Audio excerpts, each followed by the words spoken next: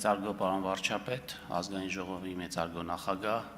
հարգելի պատգամավորներ, կառավարության հարգելի անդամներ, սիրելի հայրենակիցներ, ձեզ եմ ներկայացնում Հայաստանի Հանրապետության 2026 թվականի բյուջեի նախագիծը։ Այն մեր կառավարության ամփոփիչ բյուջեն է, մարտահրավերներով լի հնգամյա ճանապարհի տրամաբանական եզրափակումը։ 2026 թվականի բյուջեով ամփոփում ենք այն առաջնահերթությունները,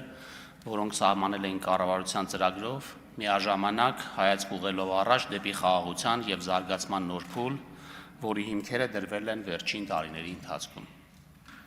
Նախորդ տարիները ամփոփելու համատեքստում էական է ընդգծումը, որ բյուջեն պետք է լինի ճկուն և կարողանա արագորեն արձագանքել օրեցօր վերաձևակերպվող մեր աշխարհին, որն իրապես փոխվում է ավելի արագ, քան երբևէ։ Արհեստական բանականությունը, որին դեռ երեկ վերաբերվում էինք որպես ապագայի երևույթ, այսօր արդեն փոխում է աշխարհի բնույթ և անգամ տնտեսությունների կառուցվածք։ Այս և այլ գործոնների հաշվին ձևավորված նոր իրականության հետ մենք պետք է քայլենք համընթաց և փորձենք անգամ մեկ քայլ առաջ անցնել, մտածել երկարաժամկետ, բայց գործել հստակ նախանշված քայլերով և համապատասխան տեմպով։ Անգամ բարենպաստ շրջափուլերում անհրաժեշտ է պատրաստ լինել հնարավոր ռիսկերին, պահպանելով ֆիսկալ կայունությունը և առաջանցիկ տեմպով զարգացնել տնտեսության ներուժը։ Միևնույն ժամանակ ամուր լինելու համար պետք է առաջնորդվենք այն մտքով, որ յուրաքանչյուր դժվարություն կարող է դառնալ նոր հնարավորությունների և գաղափարների ստեղծման և զարգացման աղբյուր։ Կարևոր է միայն տեսնել այն հնարավորությունները և ճիշտ օգտագործել դրանք ի շահ պետության կայուն զարգացման։ Այլ կերպ ասած, տեխնոլոգիական արագ զարգացման պայմաններում տնտեսության կայունությունը պետք է ապահովի նորարարությունների և մարդկային կարողությունների հավասարակշռված ներդրմամբ, պահպանելով սոցիալական արդարությունն ու կայուն աճի հիմքերը։ Յուրաքանչյուր հայաստանցի պիտի բարենպաստ պայմաններում ստեղծարար միտքը արտահայտելու և այն գործարկելու հնարավորություն ունենա։ Թույլ կտամ ինձ արձանագրել, որ վերջին 100-ամյակների ընթացքում մենք մշտապես ապրել ենք լավագույն ապագայի սպասումով։ Երկարաժամկետ պլանում երազել ենք անկախության մասին,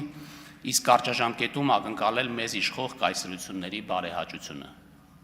Վերջին 3 տասնամյակում դրան ավելացել է նաև խաղաղության սպասումը։ Եվ այսօր երջանկությամբ եմ արձանագրում, որ մենք առաջին անգամ բյուջեն քննարկում ենք խաղաղության պայմաններում։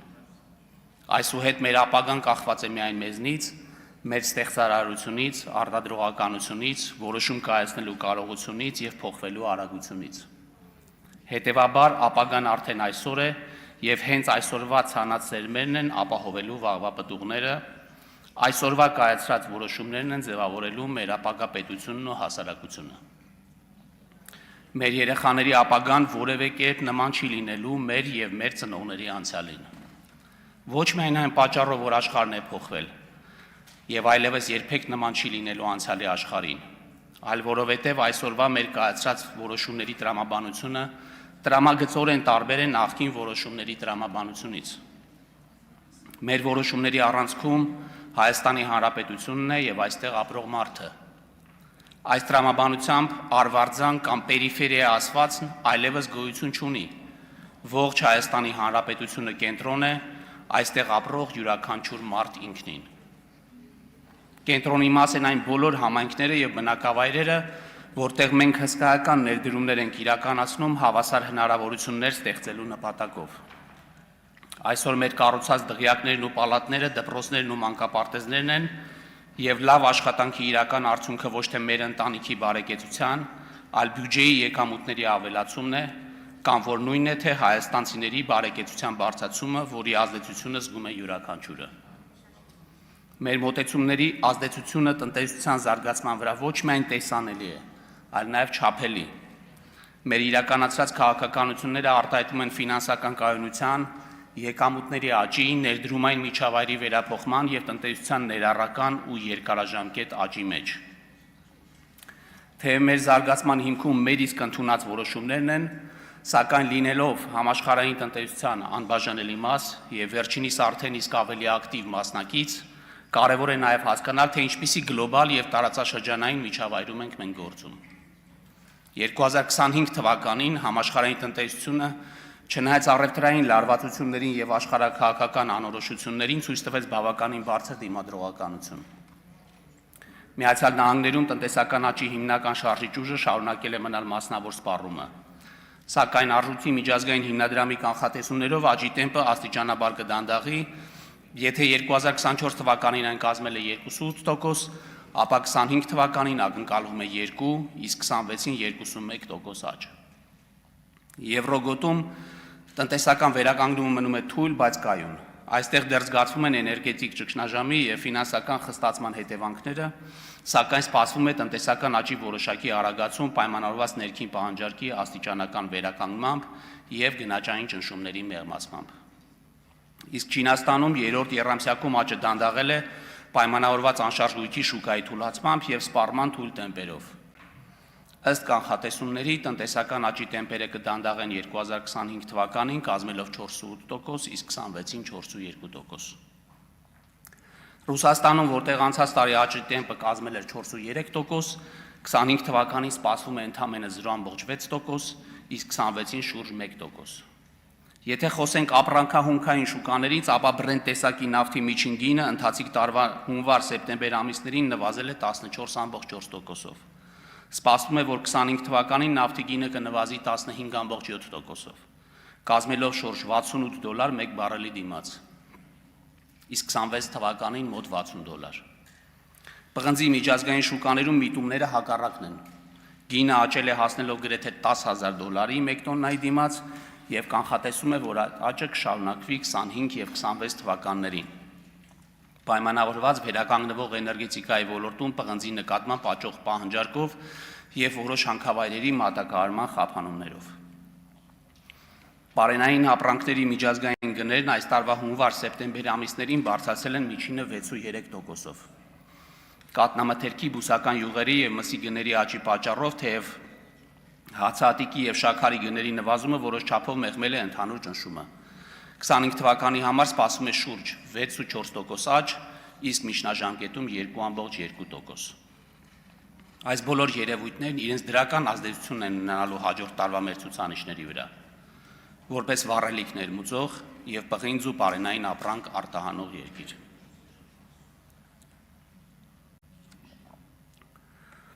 Հարգելի գործընկերներ, մեր տեսլականը պարզ է։ Ուզում ենք մի տնտեսություն, որը մի կողմից աշխարհին կառաջարկի տեխնոլոգիական եւ նորարարական արտադրանք, իսկ մյուս կողմից իր ժամանակակից ենթակառուցվածքներով կդառնա տարածաշրջանի տնտեսական եւ մարդկային հոսքերի կարևոր հանգույց։ Այս պատմական խաղաղության ժամանակաշրջանը պատասխանատու քաղաքականության, հեռատեսության եւ առաջնահերթությունների ճիշտ հավասարակշռության մասին է։ Հենց այս մոտեցումն է մեզ առաջնորդել 26 թվականի ընտրական տարվա մեր բյուջեի նախագծման աշխատանքների ընթացքում։ Մենք կարողացել ենք համադրել կարճաժամկետ եւ երկարաժամկետ հնարավորությունները, գտնելով դրանց հավասարակշռման կետը, միաժամանակ պահպանելով ֆիսկալ կայունությունն ու նվազեցնելով դեֆիցիտը, ինչը կարելի է անվանել իսկապես աննախադեպ մոտեցում։ 2026 թվականին մենք սպասում ենք 5.4% տնտեսական աճ, գրեթե հասնելով հնա 12 տրիլիոն մակարդակին, որը գերազանցում է մեր նախնական կանխատեսումները։ Իդեպ, նույնիսկ արժույթի միջազգային հիմնադրամը բարձրացրել է Հայաստանի աճի կանխատեսումը 2026 թվականին սպասելով 5.5% տնտեսական աճ։ Քանի որ այս բյուջեն հնգամյա ծրագրերի շրջանակներում վերջինն է, կարևորում եմ ընդգծել 21-26 թվականների ընթացքում իրականացված բարեփոխումները, ինչպես նաև ներկայացնել բյուջեի աճի թիրախների եւ հարկեր հնաաճի մասին մանրամասները։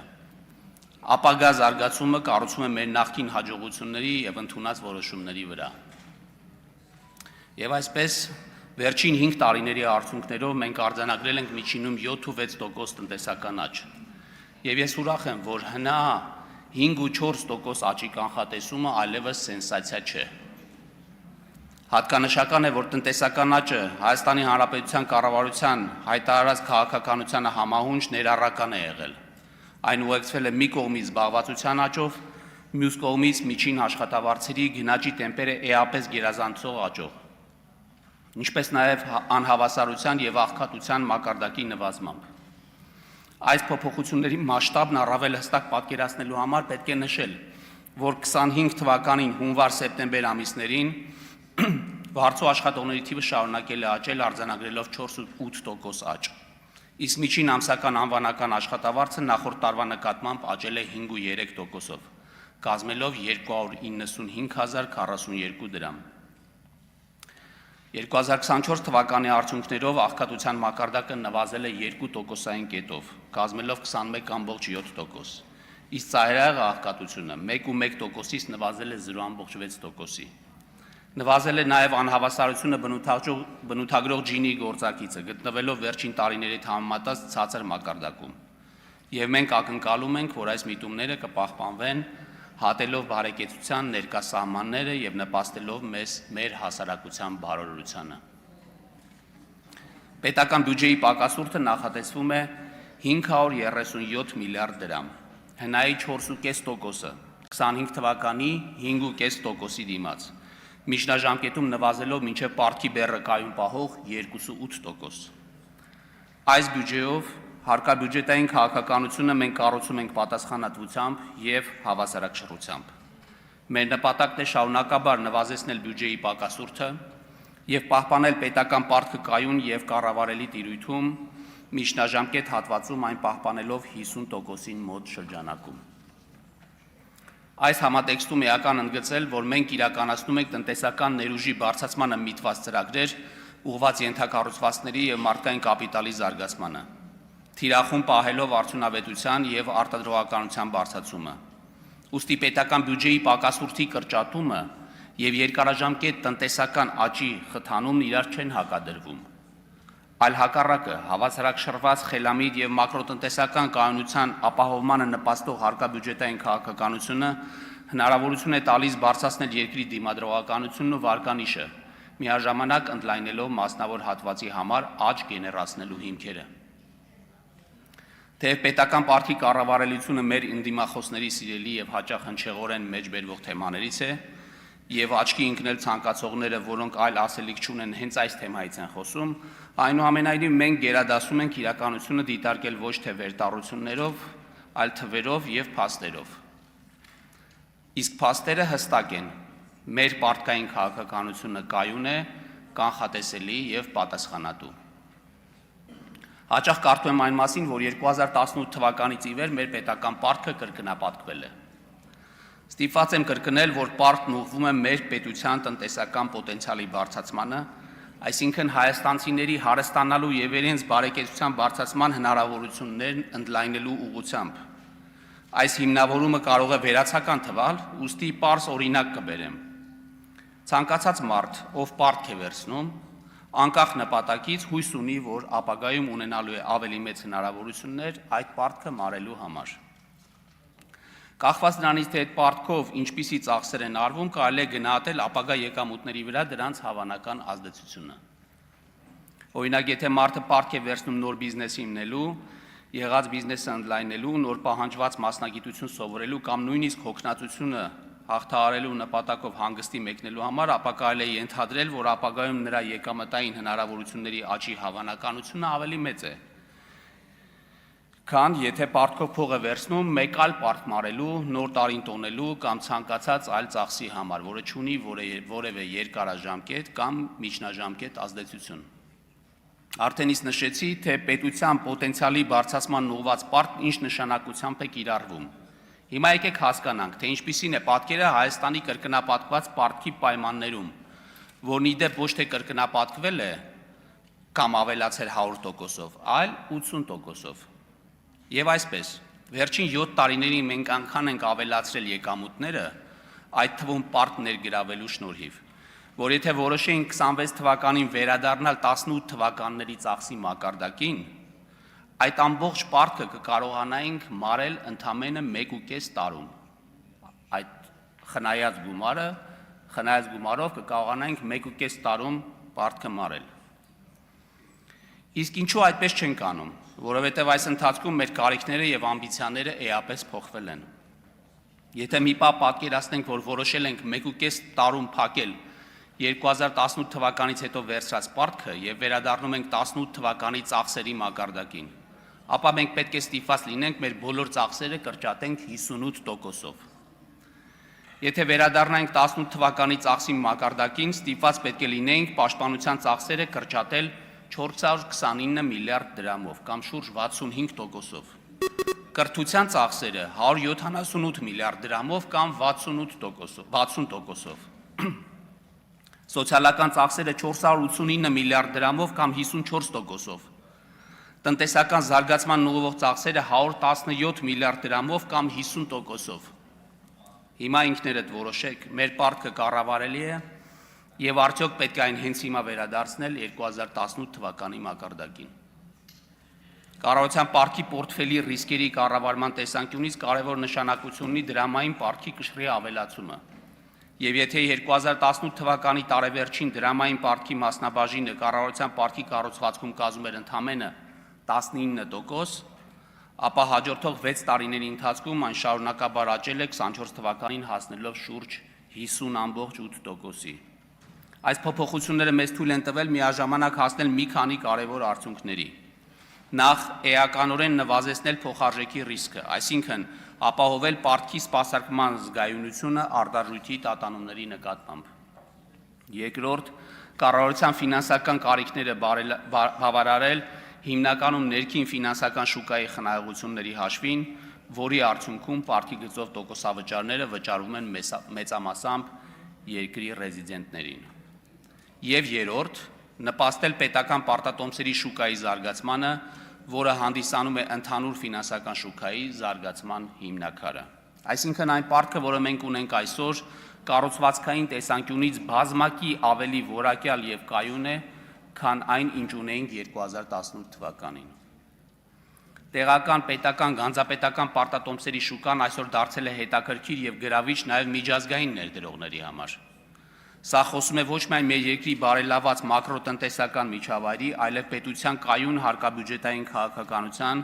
եւ ամենակարևորը պետական ինստիտուտների նկատմամբ վստահության աճի մասին։ Եթե 2018 թվականին ներքին պարտքի շուկայում օտարերկրյա ներդրողների մասնակցությունը կազմել է ընդամենը 3.6 միլիարդ դրամ, ապա 2025 թվականի սեպտեմբերի 30-ի դրությամբ այն հասել է արդեն 177 միլիարդ դրամի։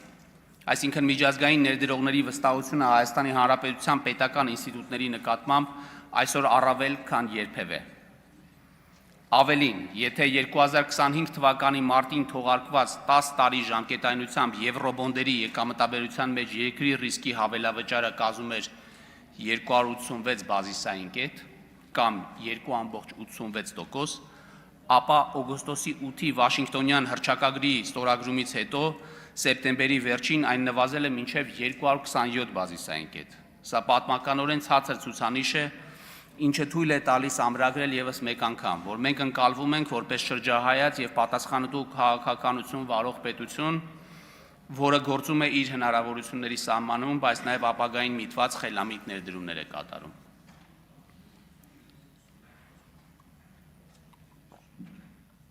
Հարգելի գործընկերներ, սիրելի քաղաքացիներ, այս տարիների ընթացքում մեր հարկային քաղաքականության առանցքում եղել է պարզ սկզբունք։ Ապահովել արդար, կանխատեսելի եւ ներդրումների համար բարեկամ միջավայր։ Մեզ համար կարևոր է, որ յուրաքանչյուր ներդրող տեղական թե օտարերկրյա իմանա, այս երկրում կան հստակ կանոններ եւ այդ կանոնները չեն կարող փոխվել քամու ուղղությամբ։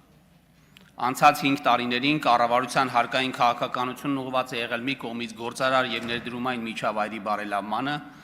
մյուս կողմից ներքին ռեսուրսների հաշվին հարկաբյուջետային կայունության ապահովմանը։ Կառավարության ծրագրով ամրագրված 25% հարկեր հնա ցուցանիշի ապահովմանը։ Նշված խնդիրների լուծման նպատակով հարկային օրենսդրության մեջ կատարվել են հետևյալ համակարգային փոփոխությունները։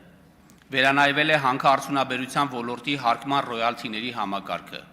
Արդյունքում ներդրվել է ընկերությունների բարձր շահութաբերության պայմաններում ռոյալթիի հաշվարկման լրացուցիչ բաղադրիչ,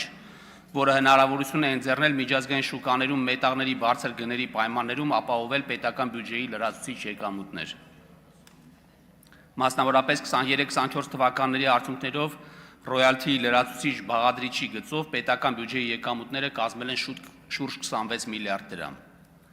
Երկու շարունակական փուլելով վերանայվել է ինտերնետ շահումով խաղերի համար կիրառվող պետական турքի համակարգը։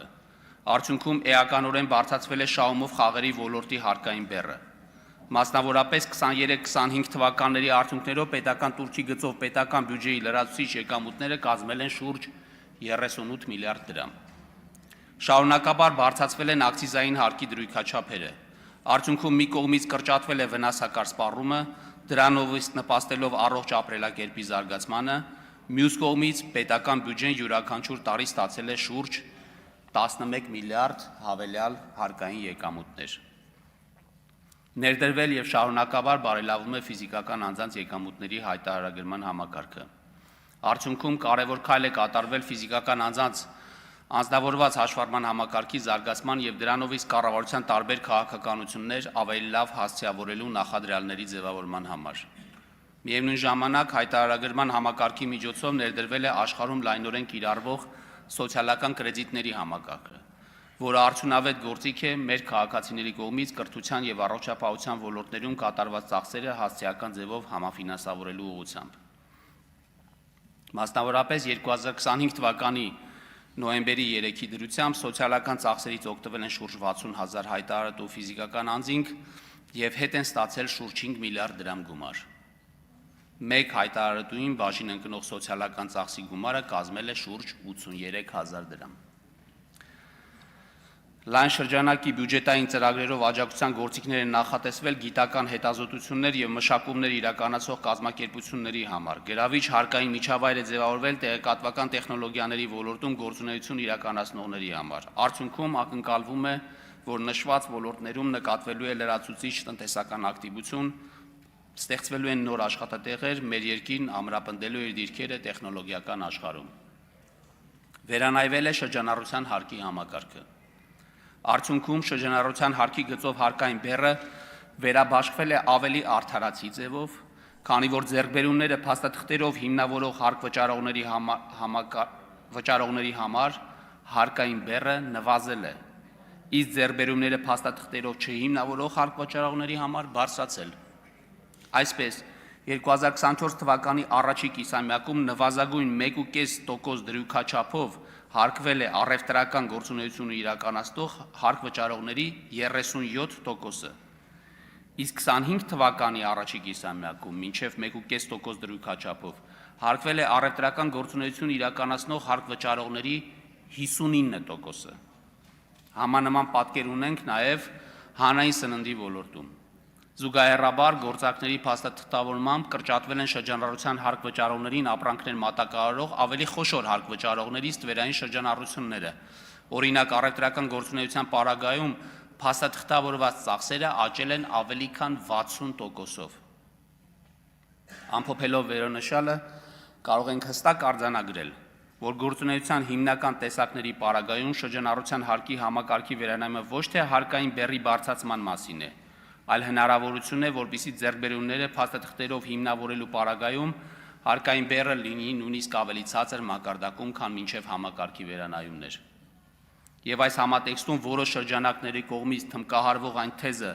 ըստ որի շրջանառության հարկի համակարգի վերանայումը աղետ է փոքր եւ միջին ձեռնարկատիրության համար, ուղղակի հերյուրանք է, որը չունի պատշաճ մասնագիտական հիմնավորում։ Մեկ այլ ցուցանիշ եւս, որը ապացուցում է ասվածը։ 21-25 թվականներին, այսինքն ընդամենը 5 տարվա ընթացքում Հայաստանում գրանցվել է ավելի շատ իրավաբանական անձ, քան 2000-ից 2011 թվականներին։ Այս նույն ժամանակահատվածում տարեկան միջինում գրանցվում է մոտ 9900 նոր իրավաբանական անձ։ Մինչդեռ նախորդ ժամանակահատվածում այդ թիվը կազմել է 3795։ Հիմա հարց. ինչու են այդքան ընկերություններ գրանցվում եւ ինչու է այդքան մարդ որոշում զբաղվել ձեռնարկատիրությամբ, եթե ամեն ինչ այդքան վատ է։ Այստեղ հիրավի բախվում ենք իրականության հետ, որովհետև կապ չունի լուրերով ինչ են հայտնում կամ քաղաքական գործիչներն ինչ են ասում, քանի որ սեփական միջոցները նոր գործ սկսելու մեջ ներդրող մարդը եւ կարող է հարկային օրենք կարդալ եւ կարող է իրատեսորեն գնահատել այն ձեռնարկատիրական միջավայրը, որն առկա է մեր երկրում։ Եվ առհասարակ հետհայաց ուսումնասիրելով վերջին 5 տարիների հարկային քաղաքականությունը, կարող ենք արձանագրել, որ հարկային բեռի էական բարձրացում կատարվել է միայն հետևյալ 3 ուղղություններով։ մետաղական հանքարդյունաբերության ոլորտի ռոյալթի ուղղությամբ, ակցիզային հարկի ուղղությամբ, շահումներով խաղերի ոլորտի պետական տուրքի ուղղությամբ։ Ակնհայտ է, որ այս ուղղություններից եւ ոչ մեկով չեն թիրախավորվել առաջին անհրաժեշտության կամ սոցիալական նշանակության սպառումը ցածր եկամտային խմբերի եկամուտները։ Հակառակը, հարկային բեռը բարձրացվել է այն տրամաբանությամբ, որ ընդերքի արդյունահանումից մեր հասարակությունը ստանա իր արդար հասանելիքը, որ կրճատվի վնասակար սպառումն ու խրախուսվի առողջ ապրելակերպը եւ որ զսպվի խաղամոլությունը։ Այս առումով ավելի քան վստահ ենք, որ հարկային քաղաքականության մեր օրակարգն ունի լայն հասարակական աջակցություն եւ ճիշտ ընկալում։ Ավելին, 2021-23 թվականներին անշեղորեն շարունակվել է եկամտային հարկի դրույքաչափն իջեցնելու քաղաքականությունը, որը գործնականում նշանակում է, որ նշված ժամանակահատվածում տարեկան ավելի քան 20-ից 28 միլիարդ դրամ եկամտային հարկ պակաս է հավաքագրվել գործատուներից եւ արդյունք աշխատողներից, կամ նույնն է, թե անչափ միջոցներ պահպանվել են գործատուների եւ արդյունք աշխատողների մոտ, այդ կերպ նպաստելով տնտեսության զարգացմանն ու աշխատող քաղաքացիների բարեկեցության բարելավմանը։ Պետական բյուջեի եկամուտները նախատեսվում են 3 տրիլիոն 91 միլիարդ դրամ, որից հարկային եկամուտները 2 տրիլիոն 973 միլիարդ դրամ։ Հարկային վարչահարության բարելավման, ստվերի դեմ պայքարի, ինչպես նաև հարկային քաղաքականության միջոցառումների արդյունքում ակնկալվում է ապահովել հարկեր հնա հարաբերակցության բարելավում սպասողականի համեմատ 0.4%-ային կետով։ Իդեպ սպասողականի մասին խոսելուց ասեմ, որ այս տարի սպասում ենք 1%-ային կետով բարելավում։ Խոսելով առաջիկա տարիների հարկային քաղաքականության մասին, պետք է նշել, որ ներկա փուլում ընթանում են հարկային քաղաքականությունը վերաիմաստավորելու հայեցակարգային քննարկումներ։ Նպատակը կայուն տնտեսական աճի եւ բարեկեցության ապահովման ուղղված այնպիսի հարկային համակարգի ձևավորումն է, որը նաև զերծ կլինի հաճախակի փոփոխություններից եւ հարկ վճարողների համար կապահովի կանխատեսելի հարկային միջավայր։ Ուշադրության կենտրոնում են լինելու հատկապես այլընտրանքային հարկային համակարգերի վերանայման, ներդրողներին լրացուցիչ հարկային խթանների տրամադրման հարցերը։ Զուգահեռաբար քննարկվելու են հարկային վարչահարության առաջադեմ գործիքների ներդրման, հարկային մարմնի կողմից հարկ վճարողներին ավելի որակյալ ծառայություններ մատուցելու հարցերը։ Այս ամենով հանդերձ ակնկալվում է հնարավորին չափ պարզեցնել հարկային օրենսդրությունն ու հարկային համակարգն ընդհանրապես։ Հարգելի գործընկերներ, գնումների համակարգը մեր տնտեսության առանցքային հենասյուներից մեկն է եւ այս ուղղությամբ եւս վերջին տարիներին ունեցել ենք զգալի առաջընթաց, ուղղված թափանցիկության,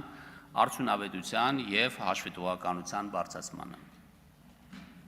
Նախ գրանցել ենք մեկ անձից իրականացվող գնումների էական նվազում։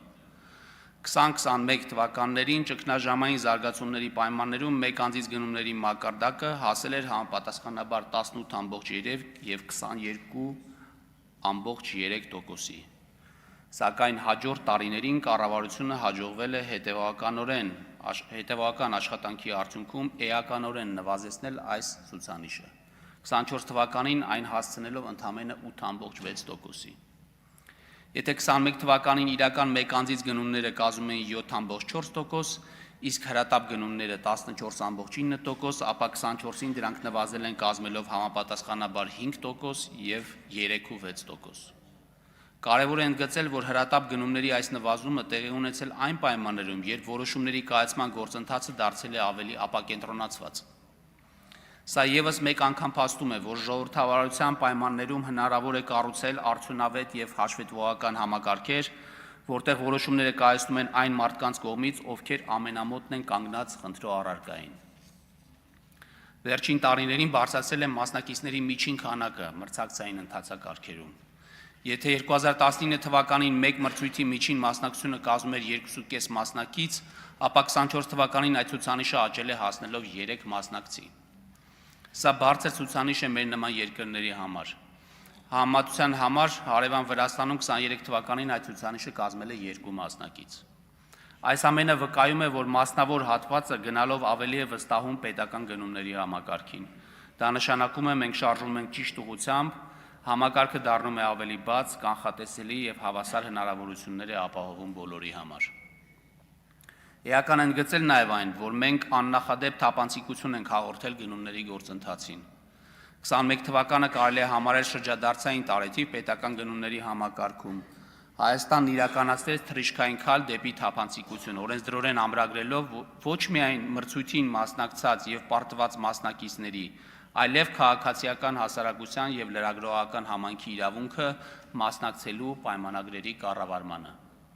Այս մոտեցումը հնարավորություն տվեց, որ հանրային վերահսկողությունը պայմանագրերի կառավարման փուլում դառնա իրական։ Աշխատելով համայնքի եւ հասարակական կազմակերպությունների հետ կառավարությունը ել ավելի է պարզեցրել գործընթացները։ Արդեն իսկ կան գրանցված 15 կազմակերպություններ, որոնք գործուն մասնակցություն ունեն վերահսկողության գործում։ Այսօր կարող ենք ասել, հարկատուի գումարների նկատմամբ հանրային վերահսկողությունը այլևս ոչ թե նպատակ է, այլ իրականություն։ Հարգելի գործընկերներ, պետական բյուջեի ծախսերը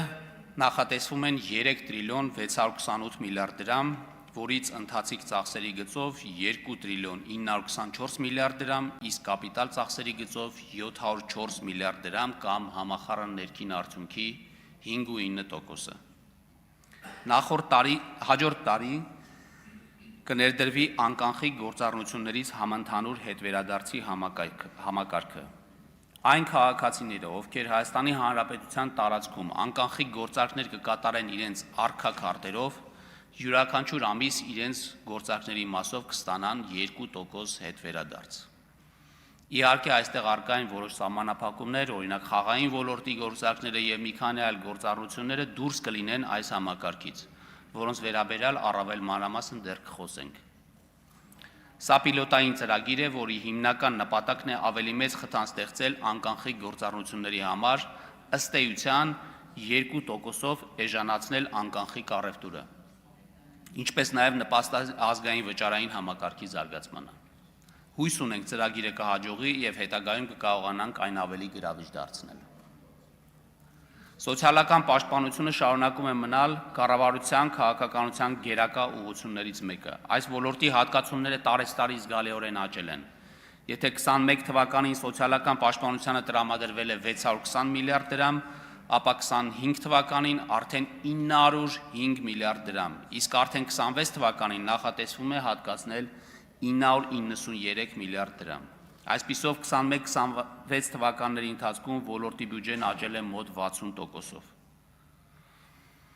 2026 թվականի պետական բյուջեով առողջապահության ոլորտին նախատեսվում է հատկացնել շուրջ 211 միլիարդ դրամ, որը 21 թվականի 123 միլիարդ դրամի համեմատ աճել է 88 միլիարդ դրամով կամ 71%-ով։ 2026 թվականից քաղաքացիների համար առողջապահական ծառայությունների հասանելիության եւ մատչելիության ապահովման նպատակով ներդրվելու է առողջության համընդհանուր ապահովագրության համակարգը։ Այդ նպատակով 26 թվականին 25-ի համեմատ ծախսերն ավելացել են 44 միլիարդ դրամով կամ 26.6%-ով։ ԳԳՄՍ նախարարությանը նախատեսվում է հատկացնել 420 միլիարդ դրամ, որը 25 թվականի հաստատված բյուջեի մակարդակը գերազանցում է 57 միլիարդ դրամով, իսկ 21 թվականի փաստացի ծախսերը 245 միլիարդ դրամով։ Նախարարության գծով նախատեսված ծախսերը 26 թվականին կկազմեն հնա 3.5%-ը, 21 թվականի 2.5%-ի փոխարեն։ Նախարարության գծով 26 թվականի համար ծրագրավորված ծախսերում կրթության ոլորտի գծով հատկացումները կազմում են 353 միլիարդ դրամ, որը 21 թվականի ծախսերի մակարդակը գերազանցում է 216 միլիարդ դրամով։ Մասնավորապես, հանրակրթության ոլորտի բարեփոխումների ներառյալ կառավարության ծրագրով նախատեսված ուսուցչական անձնակազմի ատեստավորման արդյունքում խրախուսման համակարգի ներդրման, ինչպես նաև այլ հավելավճարների տրամադրման նպատակով 26 թվականին նախատեսվում է հատկացնել 155 միլիարդ դրամ, 21 թվականի 100 միլիարդ դրամի դիմաց։ Նշված հատկացումների շրջանակներում ատեստավորման արդյունքում պայմանավորված մասնագիտական աճով աշխատավարձի բարձրացում կունենան 3406 ուսուցիչներ, իսկ 8663 ուսուցիչներ դրույքաչափի բարձրացումից բացի կստանան նաև հավելավճարներ։ 2026 թվականի նախագծով 150 միլիարդ դրամ է նախատեսվել կառավարության ծրագրով նախատեսված 300 դպրոց և 500 մանկապարտեզի շենքային պայմանների բարելավման նպատակով։ Ընդհանուր առմամբ 21-26 թվականներին հանրակրթական դպրոցների և մանկապարտեզների շինարարության հիմնանորոգման գույքով և տեխնիկայով ապահովելու նպատակով նախատեսվել է 338 միլիարդ դրամ։ 26 թվականին շարունակվելու են թվով 209 դպրոցների և 16 մանկապարտեզների կառուցման, հիմնանորոգման և վերանորոգման աշխատանքները, ապահովելով նաև դրանց հագեցումը անհրաժեշտ գույքով և սարքավորումներով։ 2026 թվականի պետական բյուջեով էկոնոմիկայի նախարարությանը նախատեսվում է հատկացնել 74 միլիարդ դրամ, որը 21 թվականի 43 միլիարդ դրամ փաստացի ծախսը գերազանցում է շուրջ 31 միլիարդ դրամով կամ 71%-ով։ Գյուղատնտեսության խթանման և գյուղատնտեսության արդիականացման ծրագրերի գծով 26 թվականին նախատեսվում է հատկացնել 33 միլիարդ դրամ, 21 թվականի 18 միլիարդ դրամի դիմաց։ Ընդ որում, նշված ծրագրերի շրջանակներում ագրոպարենային ոլորտի սարքավորումների և գյուղատնտեսական տեխնիկայի լիզինգի աջակցության միջոցառումների արդյունքում վերջին 5 տարիների ընթացքում ձեռք են բերվել շուրջ 2700 միավոր սարքավորումներ և 3700 միավոր գյուղտեխնիկա։ 21-26 թվականների ընտրած ժամանակահատվածի համար տնտեսության ոլորտում հատկանշական է տնտեսության արդիականացման աջակցության ծրագրի լիզինգի ծրագրի շրջանակներում գրանցված զգալի աճը։ 26 թվականին նախատեսվում է հատկացնել 22 միլիարդ դրամ, 21 թվականի 6.6 միլիարդ դրամի դիմաց։ Արդյունքում հնգամյա կտրվածքով պետության սուբսիդավորմամբ ձեռք են բերվել շուրջ 13000 միավոր սարք-սարքավորումներ։ 26 թվականին տարածքային կառավարման և ենթակառուցվածքների նախարարությանը նախատեսվում է հատկացնել 325 միլիարդ դրամ։ Ճանապարհաշինության ոլորտում 26 թվականին իրականացվեն միջպետական, հանրապետական և մարզային նշանակության ավտոմոբիլային ճանապարհների հիմնանորոգման և միջին նորոգման աշխատանքներ, 8 տրանսպորտային օբյեկտների հիմնանորոգման, 4143 կիլոմետր ամառային և 5182 կիլոմետր ձմեռային պահպանման, ինչպես նաև 3 թունելների, 5 կամուրջների պահպանման և շահագործման աշխատանքներ, 66 միլիարդ դրամի շրջանակներում։ Կավարտվի հյուսիս-հարավ ճանապարհային միջանցքի Աշտարակ-Թալին 34 կիլոմետր, Քաջարան-Ագարակ 32 կիլոմետր հատվածների շինարարությունը, կտրվի Քաջարանի թունելի և մոտեցումների շինարարության մեկնարկը, ինչպես նաև կմեկնարկի Սիսիան-Քաջարան 60 կիլոմետր ճանապարհահատվածի հողերի օտարման և տարաբնակեցման ծրագրի իրականացումը և կառուցման-վերակառուցման աշխատանքները։ 21-26 թվականների ընտրած ժամանակահատվածի համար յուրաքանչյուր տարի նորոգվել է շուրջ 500 կիլոմետր ճանապարհներ, այդ ուղղությամբ 21 թվականին 40 միլիարդ դրամից հատկացումը աճել է 26 թվականին կազմում է 113 միլիարդ դրամ։ Արդյունքում հնգամյա կտրվածքով կատարվել է շուրջ 2620 կիլոմետր ավտոճանապարհների նորոգում։ 21 թվականի նկատմամբ 26 թվականին պետական բյուջեով Հայաստանի Հանրապետության համայնքների բյուջեներին տրվող հատկացումները աճել են 53%-ով, 21 թվականի 115 միլիարդ դրամից հասնելով 176 միլիարդ դրամի։ Ընդ որում 21 թվականից մինչև 26 թվականի ամբողջ ժամանակահատվածի համար նշված հատկացումները կազմել են 890 միլիարդ դրամ, որից ֆինանսական համահարթեցման դոտացիաները կազմել են 490 միլիարդ դրամ։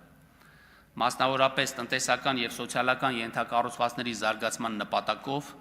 26 թվականին նախատեսվում է իրականացնել 17.7 միլիարդ դրամի սուբվենցիոն ծրագիր։ 21-25 թվականին իրականացվել են 108 միլիարդ դրամի սուբվենցիոն ծրագրեր։ Մասնակցային բյուջետավորումը առաջին անգամ Հայաստանում ներդրվել է 2024 թվականին, որի համար պետական բյուջեով նախատեսվել է 500 միլիոն դրամ 4 համայնքներում ծրագրի պիլոտային իրականացման համար։ Ծրագրի շրջանակներում ֆինանսավորվել է 8 ծրագիր։ Փորձարկման դրական արդյունքների հիման վրա 25 թվականին գործընթացն ընդլայնվել է, ընդգրկելով 21 համայնք։ Ծրագրերի ֆինանսավորման համար հատկացվել է 1 միլիարդ դրամ, որի շրջանակներում նախատեսվում է իրականացնել 39 ծրագիր տարբեր ոլորտներում, այդ թվում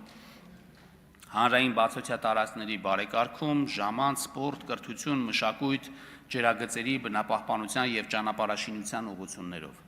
26 թվականին պետական բյուջեի նախագծով նախատեսվում է կրկնապատկել ծրագրի ֆինանսավորման ծավալը և համայնքների թիվը։ 2026 թվականին կշարունակվեն բարեփոխումները ջրային ոլորտում, այս ուղղությամբ նախատեսված շուրջ 35 միլիարդ դրամի շրջանակներում։ Ոլորտում իրականացվող բազմաթիվ աշխատանքների արդյունքում կարելի է առանձնացրել ընթացիկ տարում ավարտին հասցվող Վեդիի ջրամբարի կառուցման աշխատանքները։ Վեդիի 29 միլիոն մետր խորանարդ ընդհանուր ծավալով ջրամբարի կառուցումը կբարձրացնի Վեդիի շրջանի շուրջ 3200 հեկտար հողատարածքների ջրապահովման մակարդակը, իսկ ինքնահոս համակարգի անցնելու արդյունքում տարեկան կտնտեսվի շուրջ 19 միլիոն կիլովատժամ էլեկտրաէներգիա։ Հարգելի գործընկերներ, սիրելի քաղաքացիներ, ինչպես նշեցի, սա մեր հնգամյա ճանապարհի ամփոփիչ բյուջեն է, սակայն այն միաժամանակ նաև հաջորդ կառավարության գործունեության 2 տարիների ուղենիշային բյուջեն է, քանի որ առաջին անգամ բյուջեն ներկայացնում ենք 3 տարվա հորիզոնով, որը պլանավորման մշակույթի հետևողական բարելավման ևս մեկ դրսևորում է։ Այս բյուջեն մարդու մասին է, որպես պետության շարժիչ ուժի, ում աշխատանքի ստեղծարար անսպառ ներուժի և վստահության հիման վրա է կառուցվում մեր ապագան։ Մենք մեծացնում ենք ներդրումները կրթության, առողջապահության, սոցիալական պաշտպանության և ենթակառուցվածքների ոլորտներում։ Մեր երեխաների դպրոցներն ու մանկապարտեզները, մեր ճանապարհներն ու ջրամատակարարման համակարգերը պետք է լինեն այս բյուջեի ամենատեսանելի արդյունքները։ Այս ամենով հանդերձ, թեև մենք անշեղորեն բարելավում ենք մեր ցուցանիշները, Հայաստանի Հանրապետությունում աղքատության մակարդակը և գործազրկությունը շարունակում են բարձր մնալ։ Եթե գործազրկությունը կարողանայինք նվազեցնել 6.3%-ային կետով, այն նվազեցնելու միջազգայինորեն ընդունված 6% մակարդակին, դա կհանգեցներ ոչ միայն 85,000 մարդու աղքատության հաղթահարման, այլ նաև հնայի 4% աճի իր բոլոր հարակից էֆեկտներով։ Դրա համար ենք անընդհատ կրկնում, որ աղքատության հաղթահարման միակ ճանապարհը աշխատանքն է, որի իրականացման համար ներդրում ենք բոլոր ջանքերը։ Ներառական աճ ապահովելու համար կարևոր է, որ ցածր եկամուտ ունեցող կամ աղքատ մարդիկ ունենան հավասար հնարավորություններ։ Հավասար հնարավորություններ ունեն թե կրթության, թե ենթակառուցվածքների հասանելիության և թե ֆինանսների հասանելիության առումով։ Հայաստանում ապրող յուրաքանչյուր մարդ պետք է ունենա ընտրություն ստեղծելու իր սեփական գործը կամ օգնելու ուրիշին իր գործը հաջողելու համար։ Այս նպատակով է, որ մենք ոչ թե գործարաններ ենք կառուցում, այլ ստեղծում ենք այնպիսի պայմաններ և միջավայր, որտեղ ցանկացած հայաստանցի կկարողանա իրացնել նոր բան ստեղծելու իր գաղափարները, այնպես ինչպես բոլորը, և մատնված չի լինի թշվառության կամ էլ ստիպված չի լինի նվազագույն աշխատանքով աշխատել որևէ մեկի գործարանում։ Ամփոփելով ելույթս, ցանկանում եմ ընդգծել. 2026 թվականի պետական բյուջեն մեր երկրի զարգացման ճանապարհային քարտեզն է։ Այն միավորում է աշխատանքը, ջանքը, ստեղծարարությունը, պատասխանատվությունը և հավատը վաղվա օրվա նկատմամբ։ Մենք կառուցում ենք մի Հայաստան, որտեղ աճը ոչ թե վերևից տեսանելի ցուցանիշ է, այլ յուրաքանչյուր քաղաքացու բարեկեցություն, որտեղ հնարավորությունները ընդլայնվում են, իսկ վստահությունը ամրանում։ Այս ամենով հանդերձ, մեր նպատակն իհարկե նաև այն է, որ այս հաջող պատմությունը շարունակվի և դառնա զարգացման ուղի, ոչ թե մեկ շրջափուլի ձեռքբերում, այլ մեր պետության կայուն ընթացքի պատմություն։ Եվ հենց այդ պատճառով էլ 2026 թվականի բյուջեն, վերջինը մեր կառավարության այս ժամկետում, միաժամանակ ավարտ չէ, այլ սկիզբ նոր հնարավորությունների համար, որոնք իրագործելի են խաղաղության և վստահության անխախտելի պայմաններում։